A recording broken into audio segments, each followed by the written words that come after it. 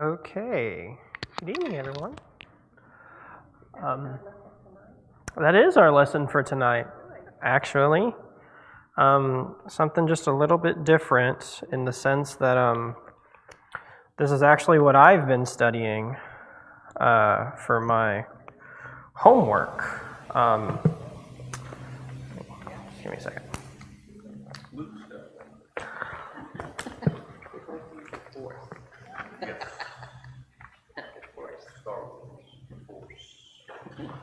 Okay.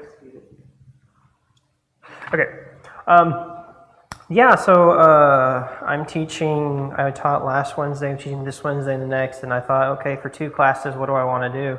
I thought, I'll do a little bit of what I've actually been studying for school. So in school, so I'm going to get my doctorate, and I'm taking getting a doctorate of theology, and I'm going to have to write a dissertation. And, dissertations are going to end up being like 150 pages. I'm essentially going to have to write a book.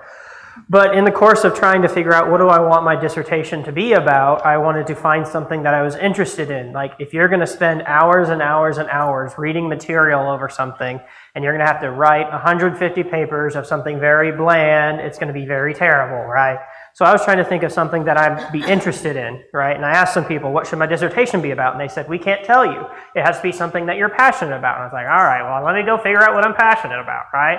And so I've kind of settled on this kind of topic that I kind of want to just kind of introduce tonight. I'm not going to get into the whole heavy academic part of it, because part of the reason I picked this concept is because it's very practical. It's interesting, it keeps people's attention, it'll be very easy to do lessons on. It helps with our Bible study, it helps you grow. I don't want it to be something that's filled with $5 words that only someone with a doctorate could understand. I didn't want that. And so this is the idea I had, and so this is something I've been working on for quite a long time, and I'll probably keep working on it for the next 2 years. That's probably when I'm going to end up finishing it.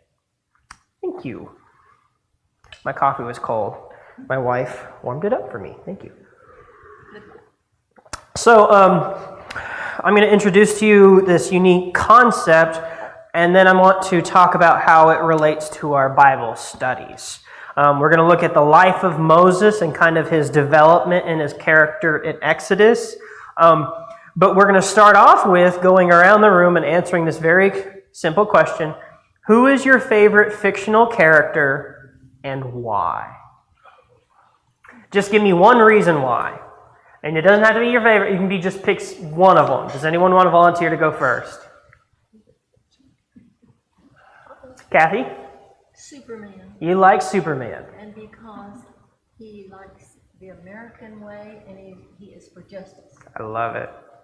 Because he stands for the American way and he stands for justice. Kim? And I like Captain America for the same reason. Captain America for the same reasons. He's like a sweet. Those are awesome. Awesome. He's very sweet. He's sweet. Yeah. Ruben, you got one? I don't know if I got a favorite. I can come back to you. I like Indiana Jones. Indiana Jones? Yeah. Sounds like that was John's too. Anyone else? Brett? Well, what's his reason? What's your reason? Because he's adventurous. He's adventurous. John, what was your reason? What was his reason? He was adventurous. Well, I was thinking that in exciting movies and stuff. But he also had integrity. Integrity. I like that. Brett? Any cowboy. Any cowboy. I could have guessed that was your answer. Yeah, why? They're the modern or recent knights of old. Knights of old. I like that. The new knights. New knights of old. Yeah, right. Yeah, Wanda? Well, I like Luke Skywalker because he persevered. He persevered. Yeah. Absolutely. And he had a lot of obstacles in his way. Lots of obstacles in his way. Yeah. And you guys want to? You got one, Trent? Cool Hand Luke. Who? Cool Hand Luke. Because I got a lot of questions. A lot of questions. With God and stuff. And I think throughout the movie, you see things develop. Which movie is this? I guess I'm not Cool Hand Luke. Okay, I'm not familiar with it. Cool. Paul Newman. Go to watch You gotta see it. I'll go watch that. Paul Newman. Paul Newman. George Kennedy. Okay. I'll put that on my list. Anyone else want to share theirs? Okay. Well, let's ask one more question. It's kind of related, kind of different. What makes a person a hero, in your opinion?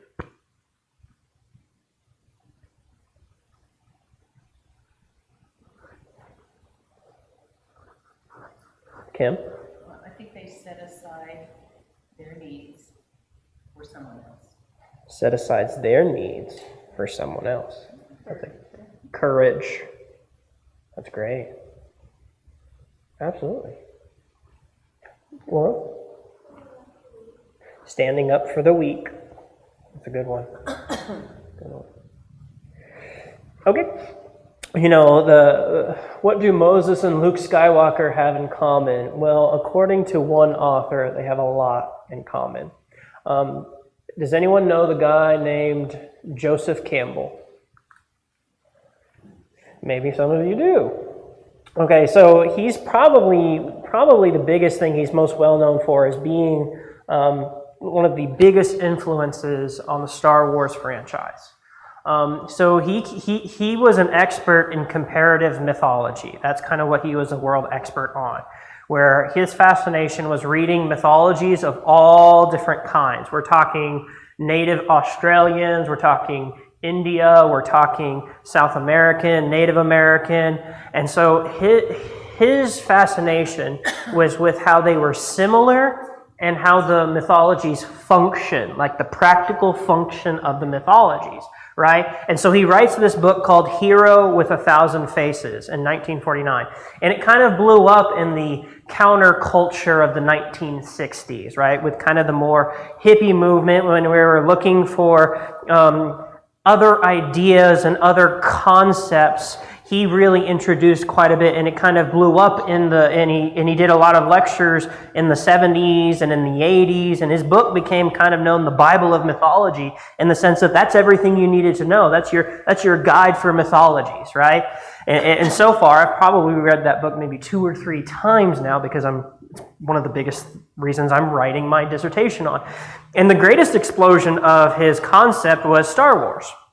So he wrote his book, and George Lucas was looking to create a modern mythology as he was writing it. That he wanted to take those old stories, the knights of old, or the stories of the knight vanquishing the dragon, but he wanted to do it for our modern world. And how would you do that? Well, you take it into the final frontier of space. And as he was writing A New Hope, he found this book, he read it, and as he read the book, he realized this is what I'm trying to write right now. And so he revised his script and then created A New Hope, and then it blew up, and he gave credit to Joseph Campbell, and just by George Lucas saying, hey, Joseph Campbell is the biggest influence, Joseph Campbell blew up. And then he did an interview series with Bill Moyer in, 1985 and 1996, and they held it at George Lucas's Skywalker Ranch. They televised a series of interviews, and people tuned in just because they were like, this is the guy who influenced Star Wars. And people finally got to glimpse his theories and his ideas. But ultimately, he died later the next year and didn't get to see the full fame. But since then, it's really spread even more. The golden age of Disney. Disney was heavily influenced by the hero's journey. That's his concept. And I would doubt there is not a single film director or writer that does not know of his concepts. They have become that mainstream and that ubiquitous. And so really his concept started with this very basic idea where he was looking at all the mythologies and he saw so many similarities, and he asked this very strong question. Why is mythology everywhere the same beneath its varieties of costumes? And what does it teach? So he looked at all the different mythologies, all the different fables. I mean, and when we say mythologies, we're talking about ancient stories, right? The more modern ones would be more like Odysseus, right? The modern reiterations would be like Luke Skywalker or Harry Potter, big one. A lot of modern tales would be similar to this. But he was looking at all those old mythologies and said, there's a pattern here. And he started examining the patterns, started examining the similarities, and then he developed this kind of template. And he had this idea, it's not all these different mythologies, it's one. Right? And part of what I'm writing, and he called it the monomyth, one myth, or the hero's journey. And part of what I'm writing is trying to demonstrate that his theory that there is one myth, this hero's journey, why they're all similar is because that's the way God designed it. That the question, why is mythology everywhere the same beneath its varieties of costume, and what does it teach? My answer is because God made it so. The hero's journey, which most English students would know of, is a product of God, that God established truth, and part of truth and part of these ideas and concepts just in our world is the idea of courage. The idea that someone who is praiseworthy is someone who puts their needs or who puts others' needs in front of their own, someone who protects the weak, right? These concepts are universal. And so how is it that a culture in native Australia and the Native Americans over here, different sides of the world, have such similar stories? Why? Joseph Campbell, he's not a Christian. He sees the value of Christianity, he sees the value in the teachings, but he thinks it's one among many. He doesn't believe in it. He tried to say, well, it's because of the human psyche. He tried to come at this like a psychologist. He started answering with significantly Sigmund Freud and Carl Jung. And he said, well, we inherit these ideas when we're born, and they're deep subconscious ideas. I'm saying, even if that's true, God made the mind, but God established this universal truth that we're all learning, we all see, we all observe, we all know, because God made it so. In the same way that every single society has basic morals, every single society has a basic concept of heroism, of people who are noteworthy, who are praiseworthy because of the awesome things they do. Why do you find that in every civilization? Because God put it into our mind, because that's part of being made in the image of God. And that's part of what my dissertation is that God created this. It's from God, by God, for God. God created this idea. He established the definition of what a hero is. He used this idea. When you read the Bible, you see variations of people who are heroic in their faith, right? Moses, David, Abraham, Jesus, Peter, Paul, right?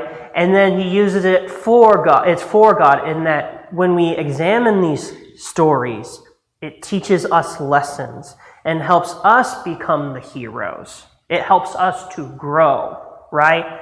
And so let me kind of talk about what the theory is, and then we'll get to Moses, right? Because that's who I want to look at in the book of Exodus.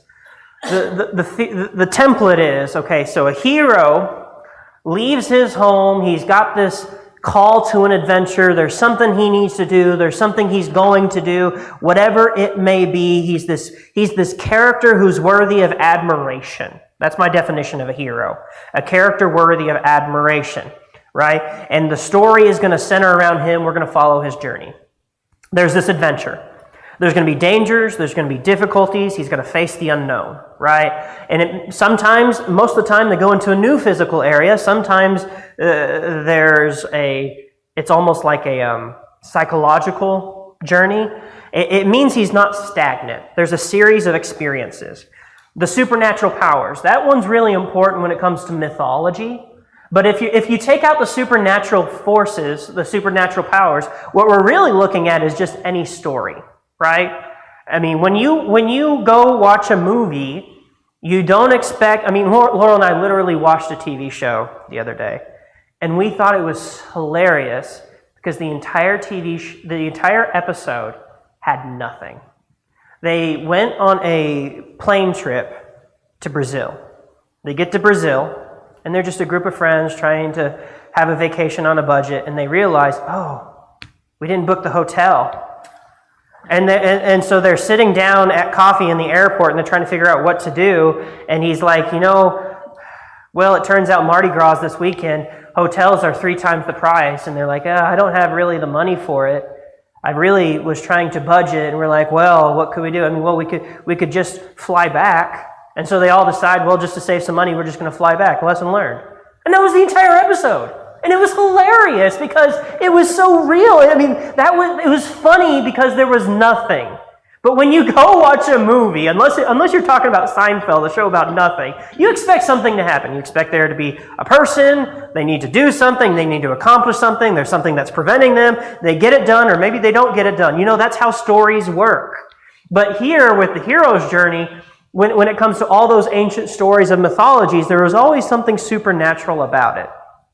Whether he had the power of Zeus, whether he had this, or Harry Potter having the power of magic, Luke having the power of the Force, Moses doing miracles. And I'm not saying Moses is a mythology. It's real, but the Bible is myth made real.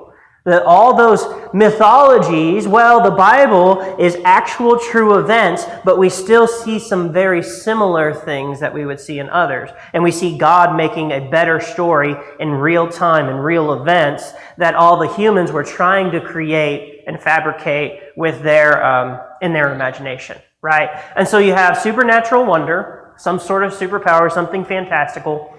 You have antagonistic forces. It wouldn't be a story without obstacles, difficulties. He wins in the end. These stories are not tragedies. He gets what he wants. Those are the spoils. But in the course of doing this, he is transformed. In the difficulties and the trials that he goes through, he is renewed. He is reborn. He is not the same as he was at the beginning. And what does he do? He finally returns back home, or to a new home, right? And that's the hero's journey. And you look at all the mythologies, all the fables, most of our movies, right? You see this pattern laid out over and over and over. Why? I'm saying because God designed it that way. And now we're looking at the Bible saying, okay, God designed it that way. How does God use it this way? And you expand out the story. It's 17 stages. We don't really need to dive deeply into each 17.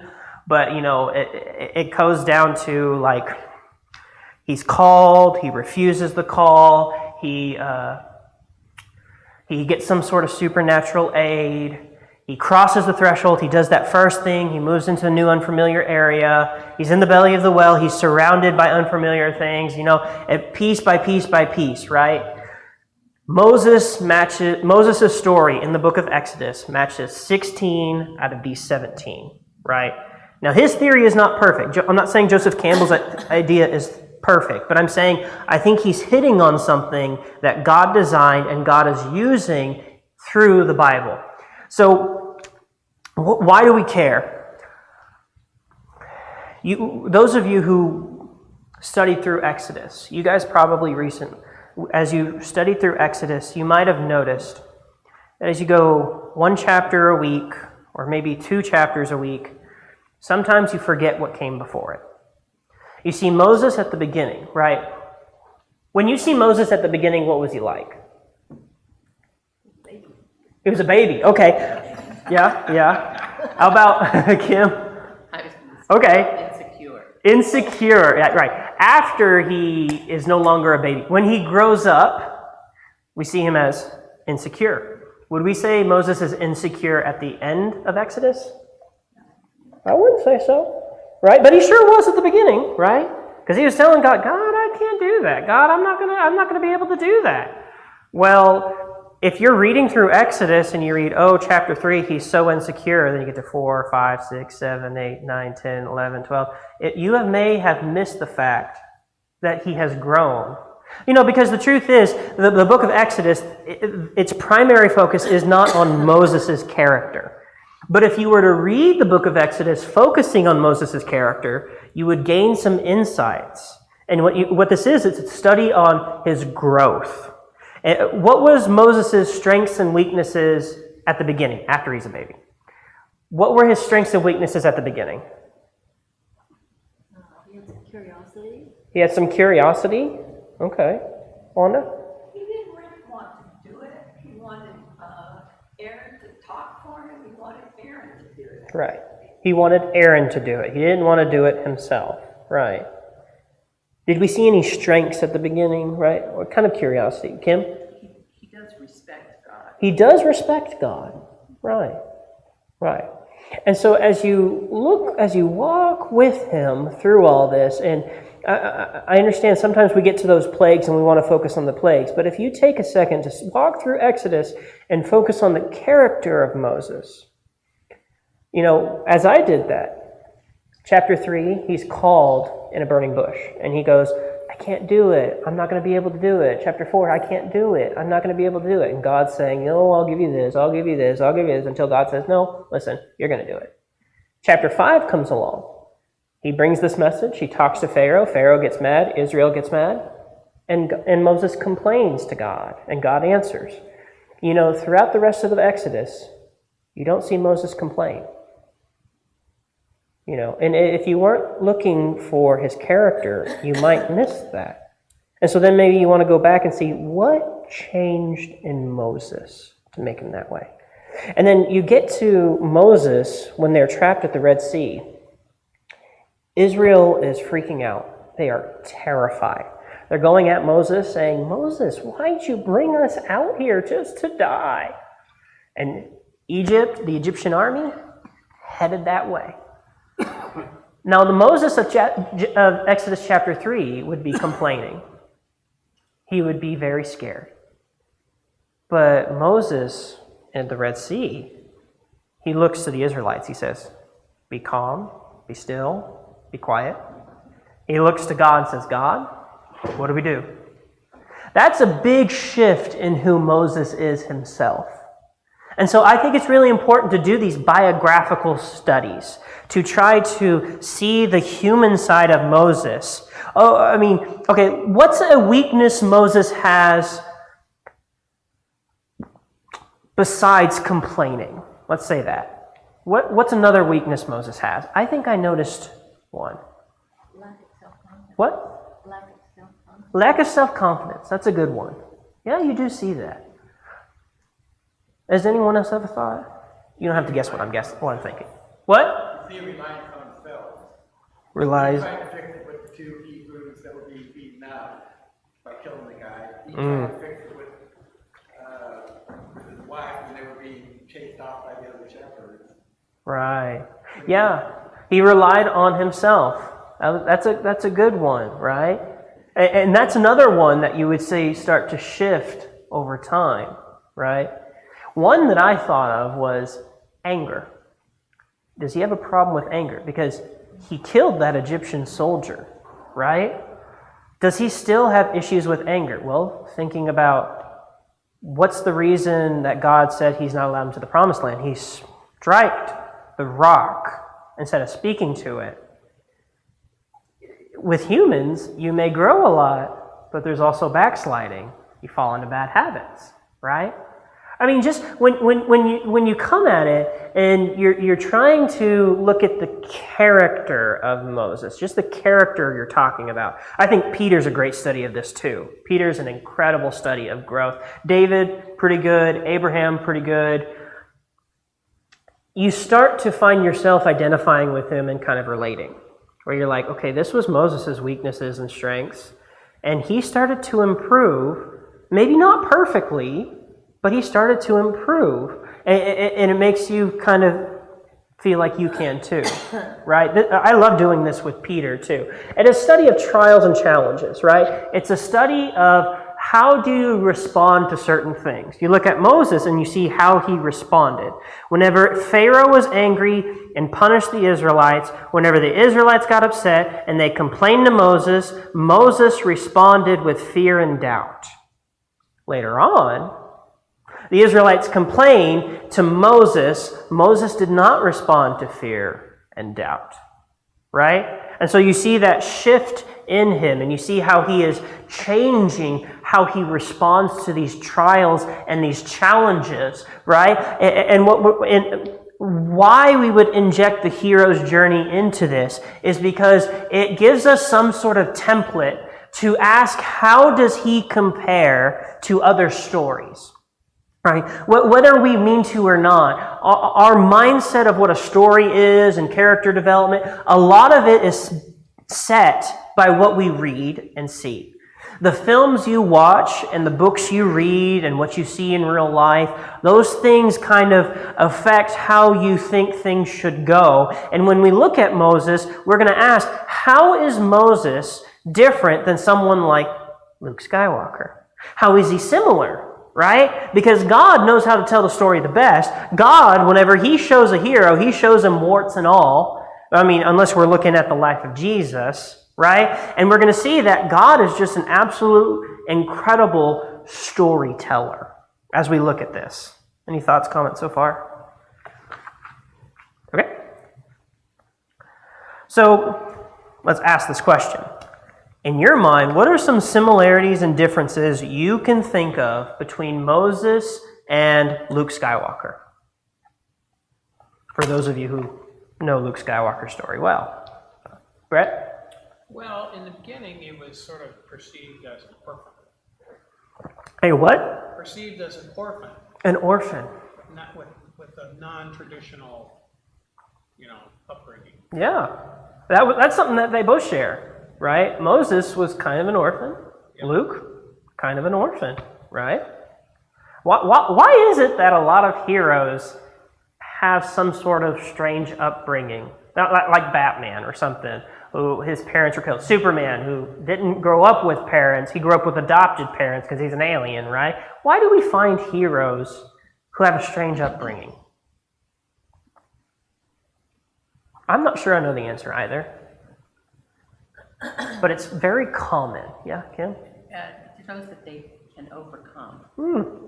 Something to overcome. Whether we want to admit it or not, our childhood does define us quite a bit, right? Whether we respond positively or negatively, whether we move on from it or whether we are, it determines our path, right? I'm not saying just because you have a bad home life doesn't mean you have to be a bad person, but you can overcome it, like you said. Kathy, did you have a thought? I forgot. That's okay. Again, can you think of any other similarities or differences between Moses and Luke Skywalker? Like, they both have supernatural power, right? Right. Luke's, he's got that it's fake, it's fictional, the Force. And he had to train to use it. Moses, right at the burning bush, what was Moses given? He was given this ability to do miracles. Completely different purposes. Luke was going to use it to defeat evil. Moses was going to use it to demonstrate truth, the ability to turn his hand leprous, right, to pour water and it turns to blood, his rod into a snake, right? One difference between Moses and Luke Skywalker is that Luke was a fighter, Moses was not. And that's a big difference, because actually at the beginning, Moses tried to be a fighter, didn't he? Because he killed a Egyptian soldier. But Luke was going to fight. Moses was going to persuade.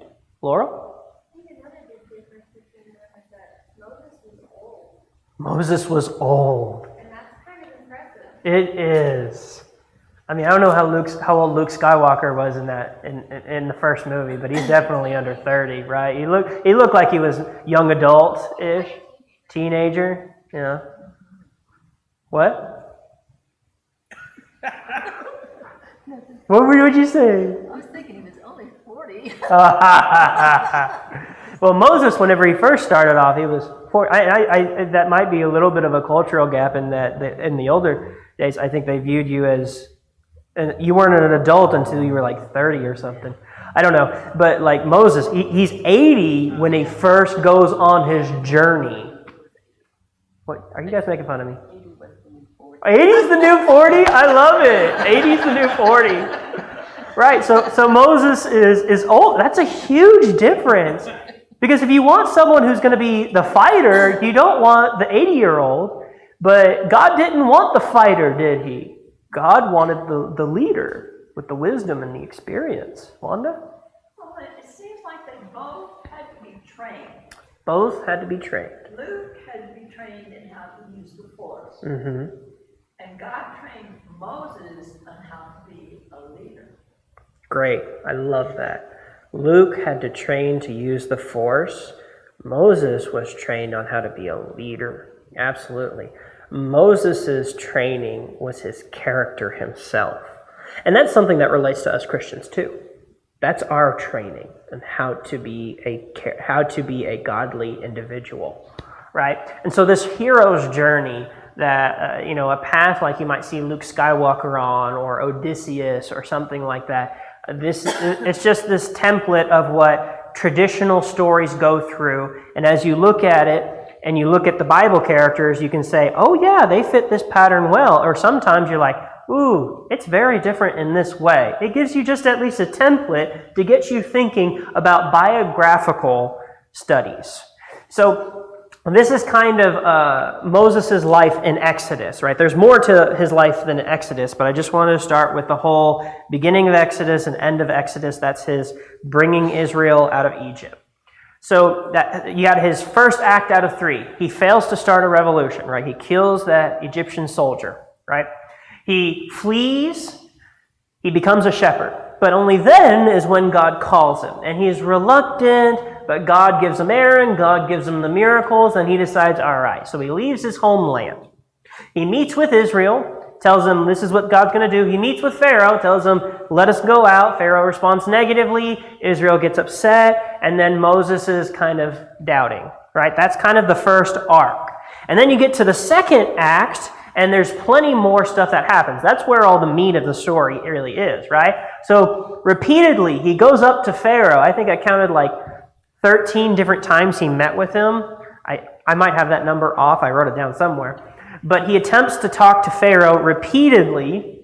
And you guys read it. He sends plague after plague after plague. Sometimes Pharaoh's like, please stop it. Sometimes Pharaoh says, all right, you can go, and changes his mind until it gets to the very end. And then God, in the book of Exodus, around Exodus 13 and 14, God says, all right, we're going to do one more plague. This one's a big one.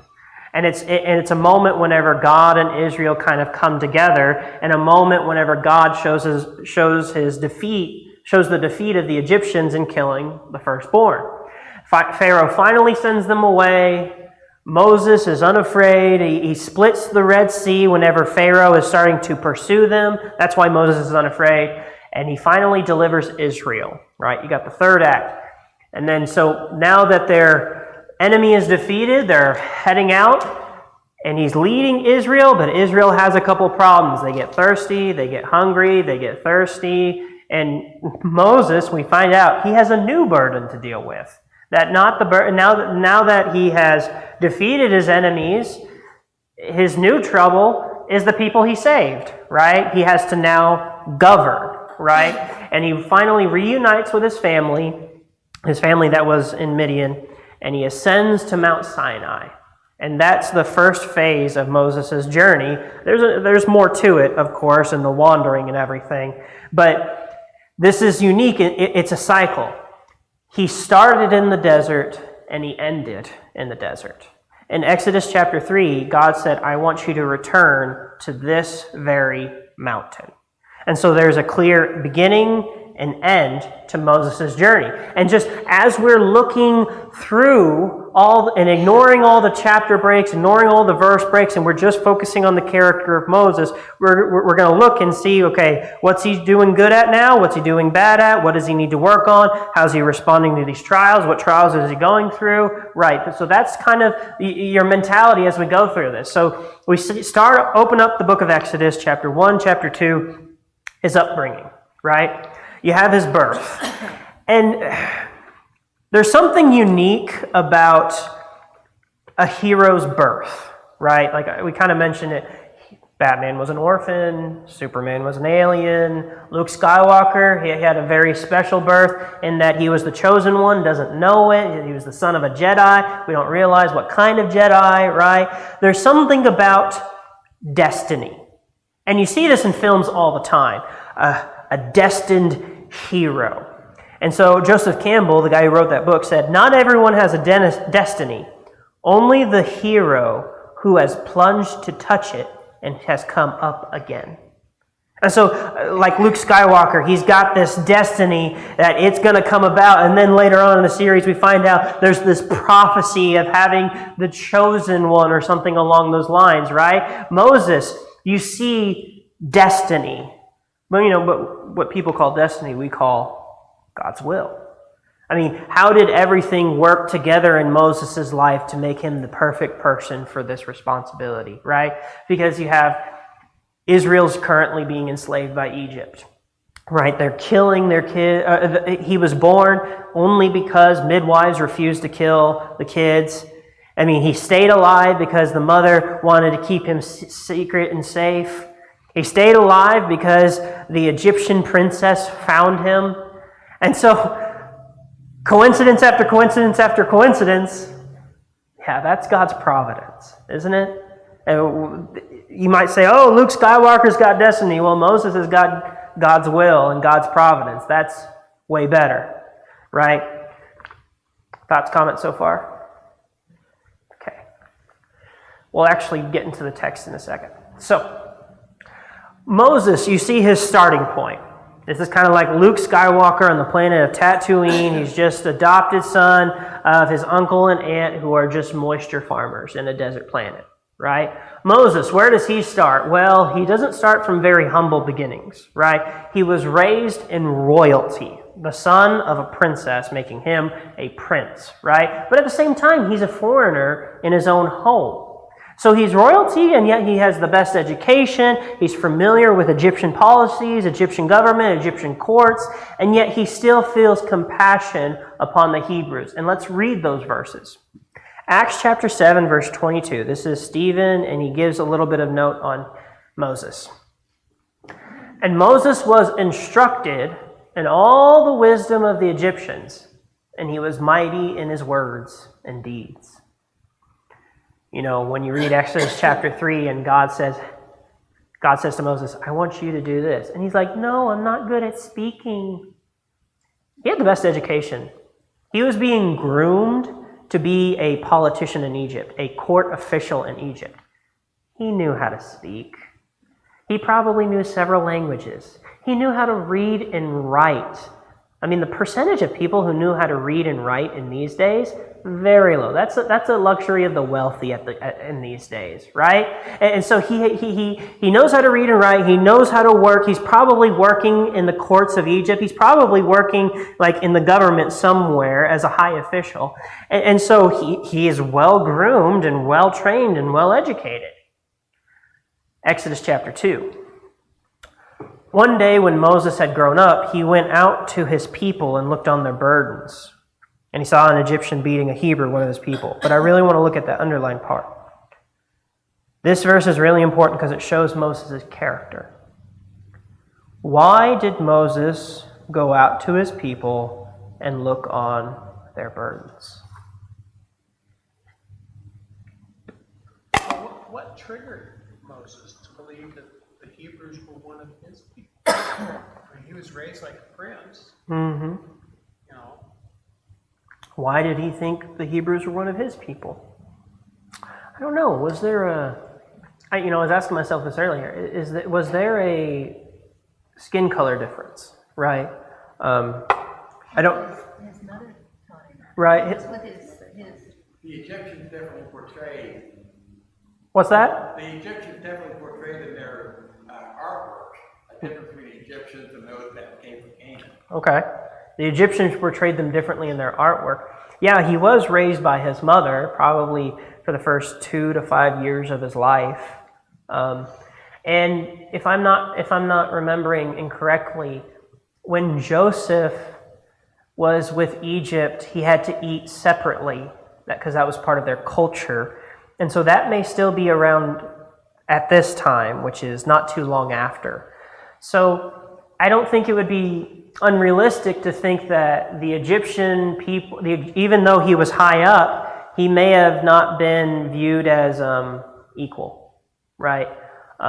Even though he may have been, even if he did look like them, right? he wouldn't be in line for the kingship. I'm willing to bet. Well, maybe he was viewed as a bastard. That's absolutely right. Maybe he was seen as illegitimate. Absolutely. And so what we have is this guy who's got his foot in two worlds, right?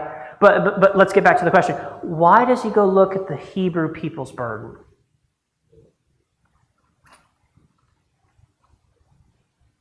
Right, so if he identifies with this people, and these people are treated poorly, Clint? He must care for them. And really, at the end of the day, we have the making of the perfect leader for this. Not quite. There's one thing that God's got to work on him with, right? But you have this person, best educated, best trained, knows Egypt like the back of his hand. When he comes back, I'm sure not much has changed in Egypt. I bet he still knows a lot of people in the Egyptian government 40 years from now. Talk about destiny. This is God's will to create the perfect person for this role, right?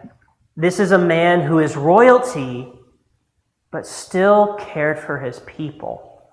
Because he could have just sat in his palace and did nothing. Seriously. In this society, you think they cared about the slaves?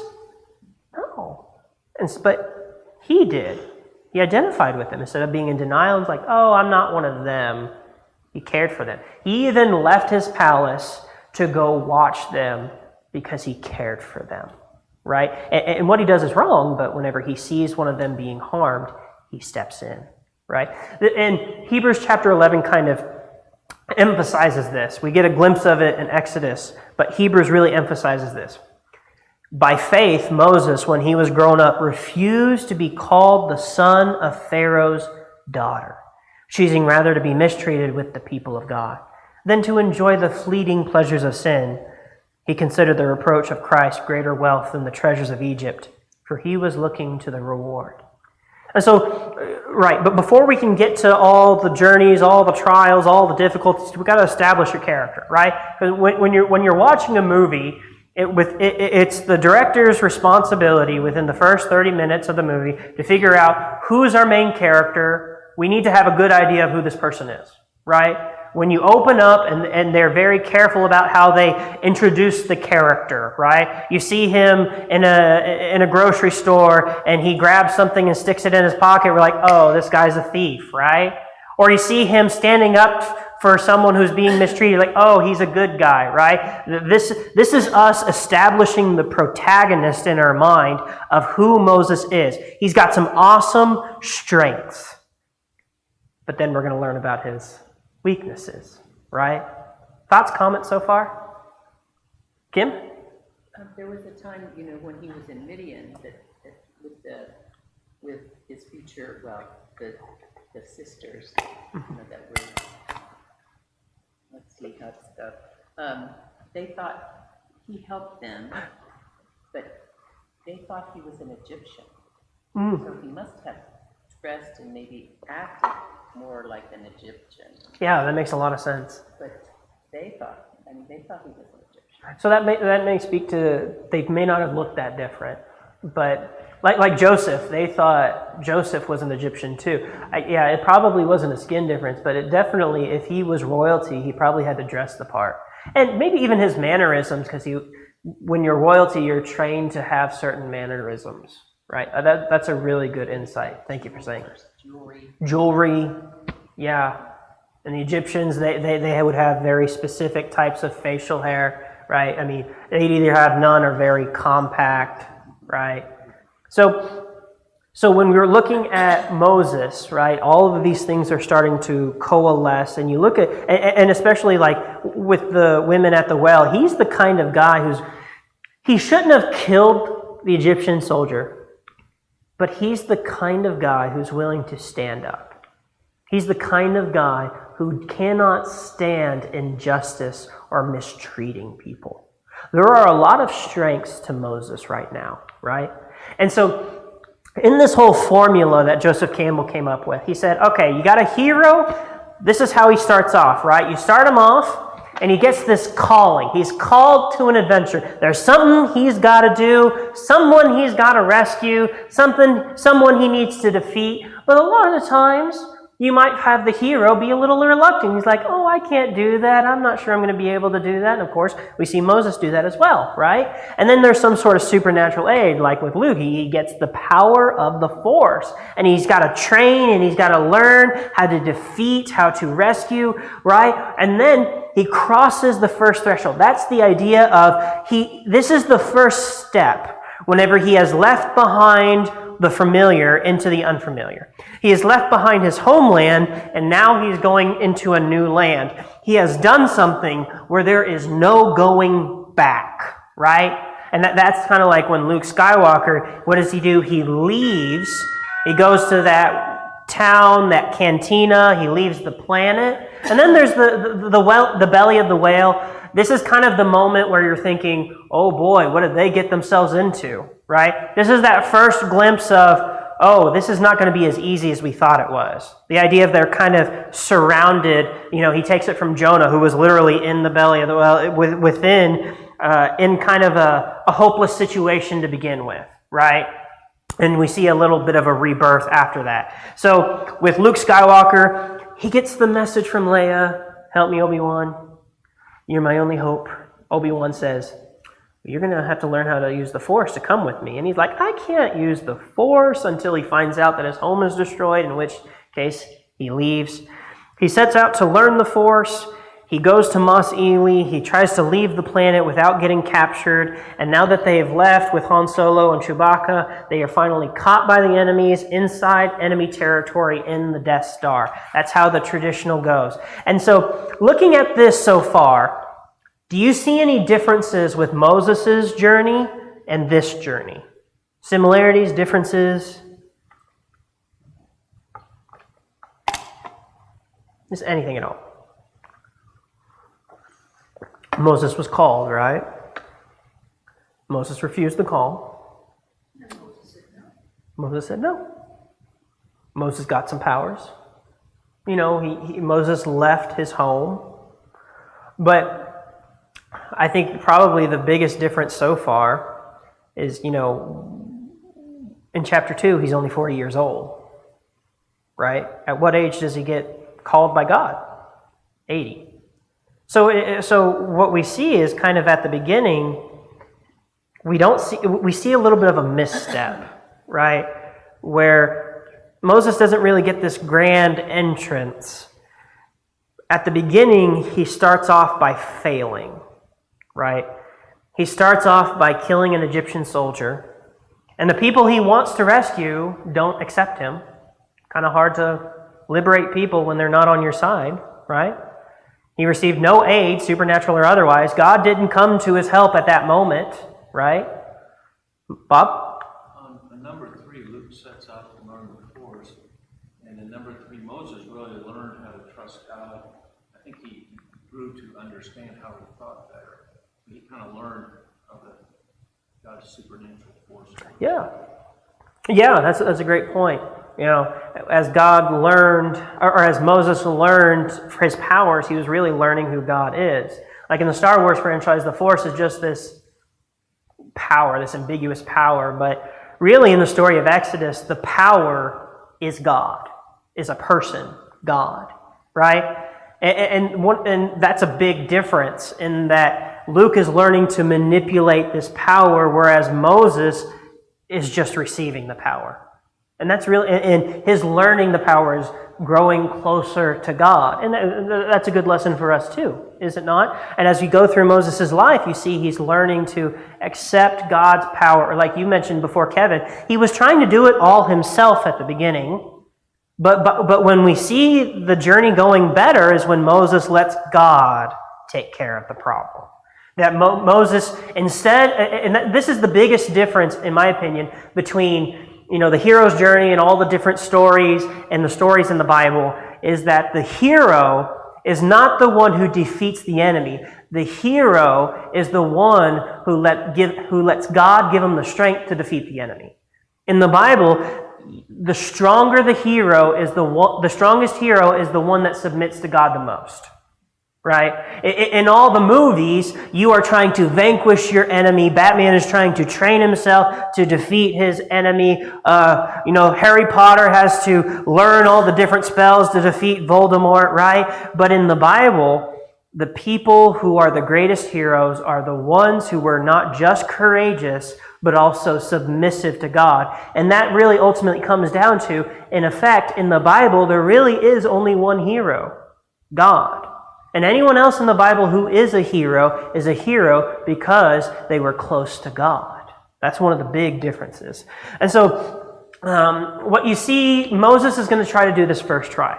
At the beginning, the hero's supposed to get this call and realize, I got to do something. Sometimes the call's inside him. Sometimes, like Luke was called by the message from Leia and Obi-Wan saying, you need to come with me. But Moses here, he has his own call.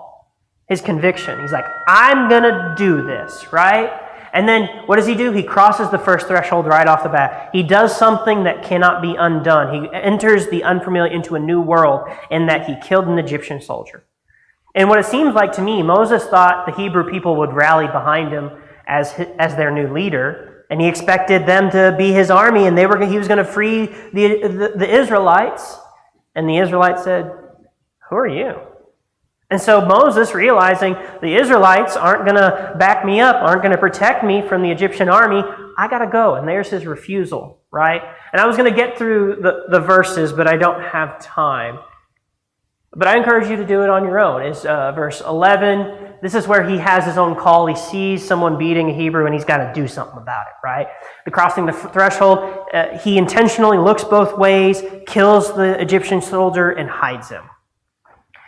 He doesn't receive any sort of aid. No one helps him. God doesn't come to his call. God doesn't come to his help at this moment. The Israelites aren't going to accept him. He asked the Hebrews, hey, why are you doing this? And they said, you're no leader for us.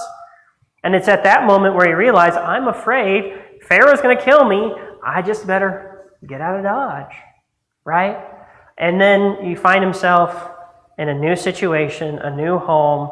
He's surrounded by the unfamiliar. And he just settles, he finds a wife, he has kids, and he just probably is accepting, I'm never going to go back there, right? Brett? Well, to put it another way, he spent the first 40 years of his life becoming an Egyptian, becoming a man of the world. He spent the second 40 years of his life becoming a man of God, becoming a Hebrew. Absolutely. That's a great way to put it. Because like I said, at 40, Moses was almost the perfect leader for them. But there was something that God had to work on. And spending 40 years in a humble situation of being a foreigner and shepherding those sheep, what better training to be the person God needed than to care for those sheep, right? And so Moses had to learn this humility and this gentleness. And that's what the next 40 years of his life was working on, right? And then, after the next 40 years, when we read in Exodus 3, we start the journey over, right? So, like I said, in the cycle, there are 17 stages. The first 5 is that first act out of 3. Moses tried, and he failed, and then we're going to reset that first act, and then we're going to start his journey, right? And we're going to start in the desert. He's called. He goes to Egypt. And he gives the plagues. He finally gets them back. He splits the Red Sea. He returns. He ascends to Mount Sinai as a perfect cycle. And that is his hero's journey. Thoughts, comments? We'll look at this just a little bit more next week. Once you get the idea in your head and the template in your head and you actually start looking at the Bible characters, things start coming to life and start saying, oh yeah, this character did this, or I see this character and I never noticed this. So a lot of today was kind of just getting that idea in our heads, but we're actually going to start looking through the Bible next week. All right. I'll hand it over to Bob.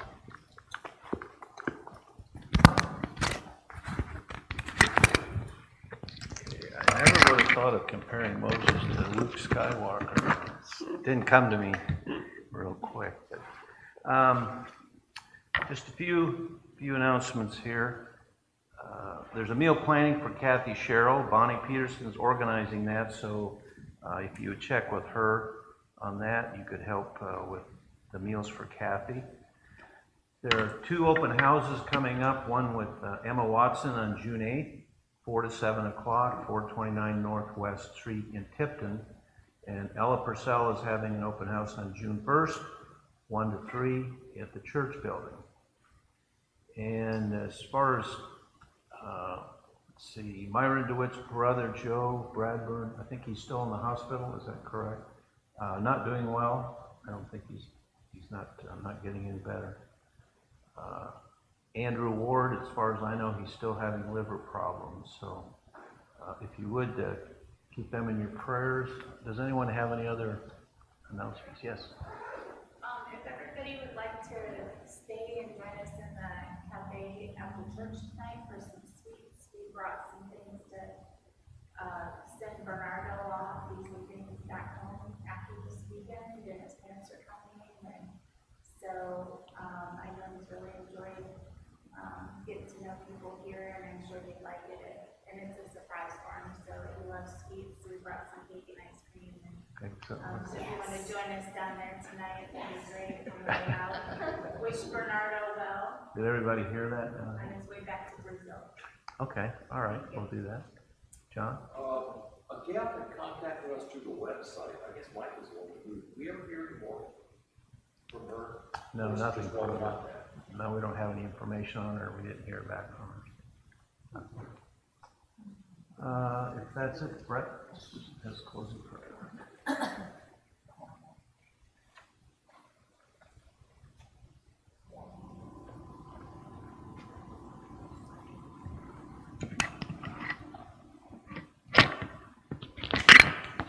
Shall we pray? Dear Father, thank you for this day, and thank you for this opportunity to learn more about Moses and his modern-day counterpart, Luke Skywalker of a sorts. And we thank Bobby for bringing this information to us. It's always useful to learn about, Father, your stories, and learning about them in a new way is always enlightening and helpful. We'd ask that you would continue to be with Kathy Sherrill as she recovers from her triple bypass surgery, and also be with Myron DeWitt's brother, as well as the other folks in our bulletin, and as well as Andrew Ward. We ask that you would be with us, keep us safe, and bring us together at the next appointed time. We ask all these things, and we say a fond farewell to Bernardo, and wish him a safe trip back home to Brazil. We ask all these things in your son's name, Jesus. Amen.